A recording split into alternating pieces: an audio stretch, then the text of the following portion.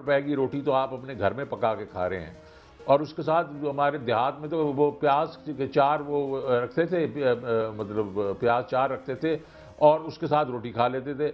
अब प्याज 230 रुपए का हो और रोटी 15 रुपए की हो, तो मुझे बताएं वो इनको क्या इनके गीत गाएंगे। जय हिंद दोस्तों, मैं महेंद्र शर्मा स्वागत करता हूं वन वर्ल्ड हिंदी में। आपको उम्मीद करता हूं आप खुश और स्वस्थ हैं। दोस्तों आइए दिखाते हैं पाक मीडिया की एक और लेटेस्ट डिबेट, जिसमें कैसे डिस्कशन किया जा रहा है कि पाकिस्तान की जो इकोनॉमी है वो कैसे तबाह हो चुकी है, क्योंकि ये इमरान खान का लगभग पहले रहा हुआ मंत्री है शौकत तरीन। तो कहीं ना कहीं ये आज बता रहा है कि पाकिस्तानी आज प्याज रोटी खाने लायक भी नहीं बचे हैं, क्योंकि पाकिस्तान में जितनी भी भीख और बारिश आ रही है वो पैसा सीधा सीधा पाकिस्तानी हुकूमत यूज नहीं कर सकती और पाकिस्तान के आवाम के लिए थोड़ा बहुत रिलीफ इससे नहीं मिल सकता, क्योंकि ये पैसा सिर्फ और सिर्फ बाढ़ पीड़ित लोगों के लिए आ रहा है। तो दूसरी तरफ पाकिस्तान में गंदम का जो बहरान पैदा हो चुका है, उस बहरान से निपटने के लिए पाकिस्तान की सरकार के पास कोई एक्शन प्लान नहीं है ताकि पाकिस्तान की आवाम का पेट भर सके। कैसे आज पाकिस्तान की आवाम की महंगाई से चीखें निकल रही है, तो इसी प्रकार का विश्लेषण इस डिबेट में किया गया। तो दोस्तों देखिए डिबेट और कमेंट में अपनी प्रतिक्रिया जरूर दें। लास्ट में आपसे रिक्वेस्ट करूंगा, चैनल पर नए हैं तो चैनल को सबसे पहले सब्सक्राइब करें, लाइक शेयर कमेंट जरूर करें। दोस्तों जय हिंद, वंदे मातरम, भारत माता की जय। दोस्तों और अमेरिका ग्रांट देता है इस तरीके से।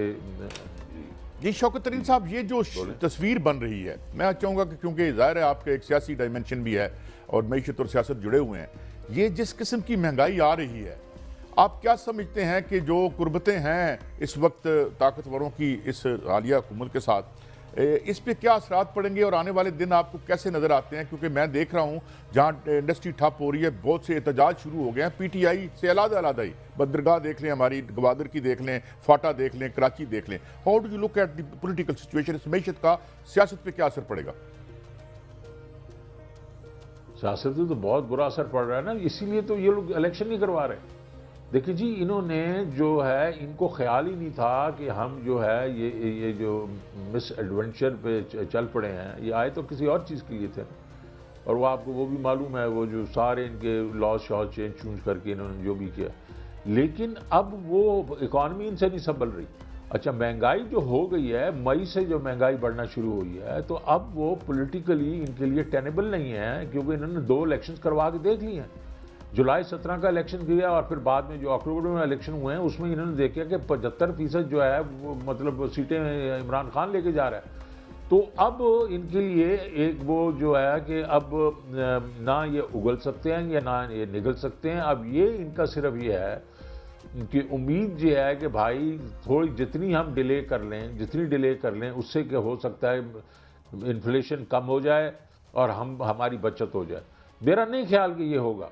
मेरा ख्याल ये है कि इसी सारे चक्कर के बीच में और जो हमारे दूसरे स्टेक होल्डर्स हैं, उनको भी ये देखना चाहिए कि जनाब ये बैड टू वर्स होगी चीज़ें, ये बेहतर नहीं होंगी। तो अगर बैड टू वर्स होंगी तो माइट एज वेल अभी इंटरम गवर्नमेंट लाएं। इंटरम गवर्नमेंट से ये होगा कि एक थोड़ा सा सुकून आएगा और हम सब मिल के इंटरम गवर्नमेंट को हेल्प कर सकते हैं कि भाई इस तरह आगे लेके जाओ। और वो तरीके हैं, अभी हम 1-2 दिन के बीच में इंशाल्लाह हम बताएंगे कि पीटीआई अगर आ जाएगी तो आज की जो सिचुएशन है उसको कैसे हैंडल करेगी। अच्छा शौकत साहब, एक बात ये तो कह रहे हैं मौजूदा हुक्मरान है जो पीडीएम की 13 जमातें हैं, वो कह रहे हैं अक्टूबर में नहीं, हम एक और साल ले लेंगे। तो क्या बहुत देर नहीं हो चुकी होगी उस वक्त तक, अगर ये अगले साल भी अक्टूबर में भी इलेक्शन नहीं कराते और एक साल और ले लेते हैं? मेरे ख्याल में तो ये खुशफहमी है इनकी कि इतनी देर ये मतलब पब्लिक का जो गुस्सा है उसको सहार लेंगे। पब्लिक तो कहती है कि यार मतलब निकलो। और जो आपने अभी अदाब बताए थे वो बिल्कुल दुरुस्त अदाफ हैं यार। आलू मतलब प्याज, एक रोटी है, देखें जी रोटी तो सब खाते हैं ना, हर आदमी रोटी खाता है। उसकी जो आप 1 किलो जो है उसकी अगर कीमत अगर आपने कर दी 150 और उसमें 10 रोटियां बनती हैं, 15 रुपए की रोटी तो आप अपने घर में पका के खा रहे हैं। और उसके साथ जो हमारे देहात में तो वो प्याज के 4 वो रखते थे, मतलब प्याज 4 रखते थे और उसके साथ रोटी खा लेते थे। अब प्याज 230 रुपए का हो और रोटी 15 रुपए की हो, तो मुझे बताएं वो इनको क्या इनके गीत गाएंगे। और उसके बाद आप और चीज़ें देख लें ना, घी की आपने बात की, मैं तो आपको बताऊं, मैंने एक रिसर्च करवाई है, उसमें वो लोग कहते हैं जी हम तो ये करते हैं, पानी उबाल लेते हैं, उसमें नमक मिर्च डाल के और फिर रोटी उसके साथ खाते हैं। ये हालत आ गई है अभी हमारी, और अब रोटी भी महंगी होगी। तो ये कहां से इनको इजाजत देंगे कि 1.5 साल बैठे रहेंगे? अच्छा, ये जो कहानी सुनाई जाती है शौकत तरीन साहब कि जी पीटीआई ने पास ऑन नहीं किया और आर्टिफिशियली चीज़ें रोक के रखी हुई थी और हमें ये करना पड़ा, कितनी क्रेडिबिलिटी देते हैं आप इसको?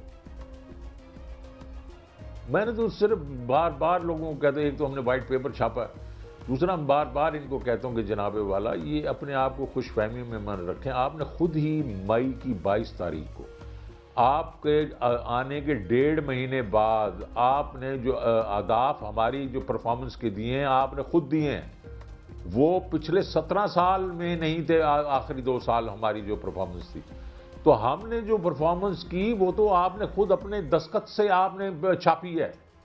तो आप हमें मत ब्लेम करें, ये जो भी किया आपने अपनी नालायकी की वजह से किया। फिर ये हमें ब्लेम करते हैं कि आपने तो IMF सस्पेंड करके चले। बिल्कुल नहीं, हमारी बिल्कुल सहमत जो वो था उसके आदाब थे, वो दिसंबर के वो पूरे थे, और उन्होंने कहा 8th के भी हम बात कर लेते हैं। तो आपने ये जो फ्रीज किया है 4 महीनों के लिए, तो इसका जो कितने नंबर्स होंगे, हमने कहा 466 बिलियन होगा, और ये हम इस तरीके से पूरा करेंगे जिसका IMF के साथ ताल्लुक नहीं है, कि उनके जो टारगेट्स हैं उनके साथ ताल्लुक नहीं। उन्होंने कहा अच्छा जी आप लिखवा के दे दें, प्रोविंसेस आपको पैसे देंगे, और वो कंपनियां जो डिविडेंड देंगी उनसे भी लिखवा दें, और यही बात खत्म हो गई हमारी वहाँ। और यहाँ इन्होंने शोर मचाया कि आपने तो इतनी उनके साथ वो की, उसकी वजह से उन्होंने हमारे पर कब्ज़नें डाल दी। वो उनकी वजह से नहीं हुई, ये आपके जो फाइनेंस मिनिस्टर ने जाके मिस स्टेटमेंट्स दी, मिस इन्फॉर्मेशन दी, उसकी वजह से वो घबरा गए। अच्छा शौकत तरीन साहब, मैं आपको अभी एक और शॉर्ट अपने प्राइम मिनिस्टर साहब को सुनवाता हूँ और फिर आपसे सवाल भी करेंगे। सुनाएं जी। गंदम के ज़खायर अल्हम्दुलिल्लाह जो कौम की जो ज़रूरियात हैं उसके मुताबिक पूरी तरह मौजूद हैं। रही बात आटे की, ये प्योरली सूबाई मामला है। आटे के गंदम के उनके पास स्टॉक्स पूरे हैं, सूबों ने मिलों को रिलीज करनी है गंदम, वफाक ने नहीं। और साथ में एक सवाल भी जोड़ दूं, शौकत तरीन साहब आप 6% पे दे के गए थे और अब वर्ल्ड बैंक कह रहा है 2% की ग्रोथ रेट होगी, 3.5% हमारी आबादी की शरह है। तो जरा इन दोनों पे प्लीज आपका टेक क्या होगा? ये 2% नहीं होगी। ये मैं आपको आज मेरी ये नोट कर लें, ये अगर मतलब नेगेटिव नहीं हुई तो 0 ग्रोथ होगी, क्योंकि आपकी मिलें बंद हो रही हैं। आपकी लार्ज स्केल इंडस्ट्री जो कि हमारे वक्त में 11.7% पे ग्रो कर रही थी मार्च में, और मार्च में तो खैर 26.6% पे थी, और क्योंकि वो शुगर उस वक्त फैक्ट्रियाँ चली होती हैं, लेकिन जनरली 11% से 11.7% वो अब नेगेटिव 7.75% पे ग्रो कर रही है। आपकी एग्रीकल्चर नेगेटिव है। जब 2 बड़ी चीज़ें नेगेटिव होंगी तो वो कैसे हो जाएगी ये इंडस्ट्री अपना पूरी GDP? पहले तो वो आप ये 2% इन्होंने मोहतात अंदाज़ा लगाया। दूसरी चीज़ आपने जो इन्होंने कही गंदम की बात, ये देखें गंदम जो है ये क्या हमारे पास पूरी सप्लाई है? वो तो बेशक होगी, लेकिन उसकी डिस्ट्रीब्यूशन का प्रॉब्लम है ना।